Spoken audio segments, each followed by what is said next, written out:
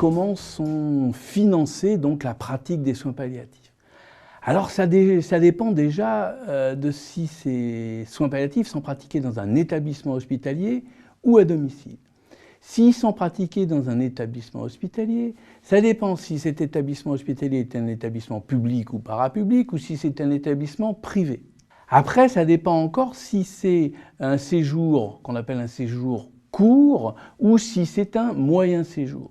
Donc on ne va pas rentrer là dans le détail, c'est juste une façon d'expliquer que tout ça était extrêmement compliqué et qu'on a beaucoup de mal à s'y retrouver même quand on est un spécialiste. Et puis quand c'est à la maison, c'est encore plus compliqué.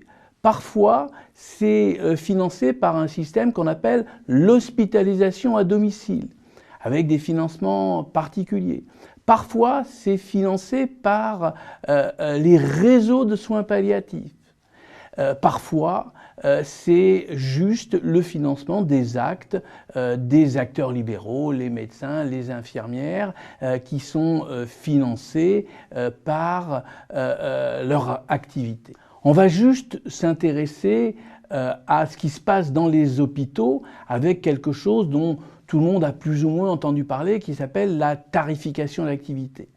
Pour rappel, il y a longtemps, avant 1984, les hôpitaux étaient financés au prix de journée. C'est-à-dire qu'un séjour, mettons, dans un service de soins palliatifs, il n'y en avait pas à l'époque, mais dans un service quelconque, c'était tant de francs à l'époque par jour, on restait 10 jours, on multipliait le nombre de jours passés par le prix de journée et on avait un tarif qui était remboursé à l'hôpital. Ensuite, il y a eu ce qu'on a appelé la dotation globale. C'est-à-dire qu'on donnait de l'argent à l'hôpital et il se débrouillait pour finir son année avec cet argent. Le premier système au prix de journée, c'est un système inflationniste. C'est-à-dire que pour gagner de l'argent, il suffit de garder les gens plus longtemps. Donc on avait des durées de séjour qui étaient énormes. Et en soins palliatifs, on verra que la question se pose. Après, avec le système de dotation globale, là il valait mieux si on était un hôpital, en faire le moins possible. Moins on faisait, puisqu'on avait une somme d'argent qui était fixe, plus on gagnait de l'argent.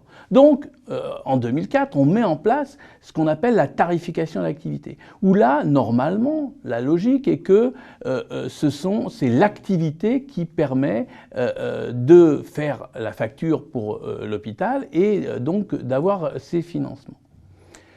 On ne va pas ici faire la critique positive et négative de la tarification à l'activité, on va juste rappeler qu'il y a un vrai consensus pour dire que cette tarification à l'activité, qui donc est ce qui règle le financement des hôpitaux, n'est absolument pas adaptée à la pratique des soins palliatifs. Pour toutes les maladies chroniques, et notamment pour l'accompagnement de fin de vie, c'est un système qui est un système pervers. Parce qu'en fait, il incite à avoir de l'activité et donc quelque part de l'acharnement thérapeutique. Et le système donc de T2A incite à faire des choses qui sont par ailleurs interdites par la loi, c'est-à-dire l'acharnement thérapeutique.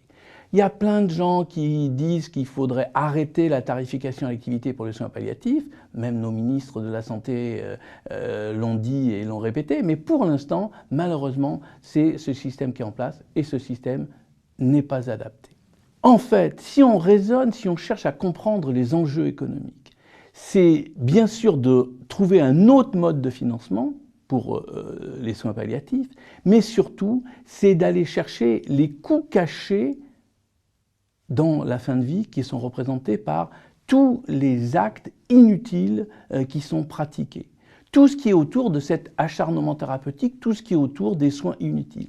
Lorsqu'un patient en fin de vie, on lui fait des prises de sang qui servent à rien, lorsqu'on lui fait des examens qui servent à rien, lorsqu'on lui fait, et on va y revenir, des traitements qui servent à rien, non seulement c'est pas bien pour lui, non seulement éthiquement c'est pas un juste soin, c'est pas un soin bien traitant, mais c'est une source de gabegie financière énorme.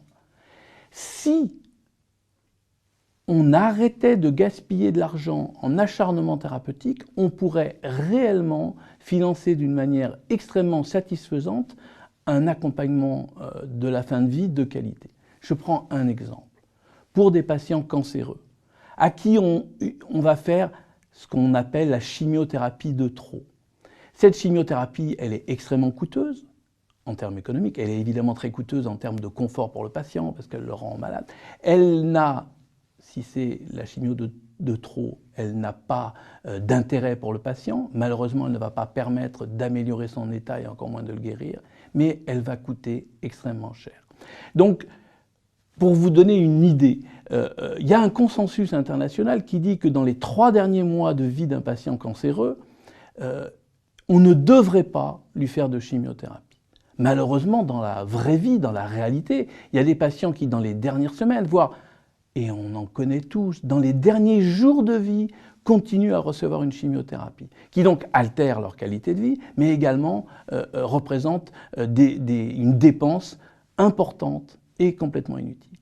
Bien sûr qu'il faut mettre à disposition des malades, si je prends l'exemple des patients cancéreux, mettre à disposition les traitements utiles pour espérer les guérir ou les améliorer, mais lorsque, de toute évidence, il n'y a aucun espoir que ces traitements servent à quelque chose, eh bien, il ne faut pas les faire. Et ça représente une marge financière extrêmement considérable qui serait véritablement une solution satisfaisante pour financer cet accompagnement de qualité qui manque aujourd'hui en France.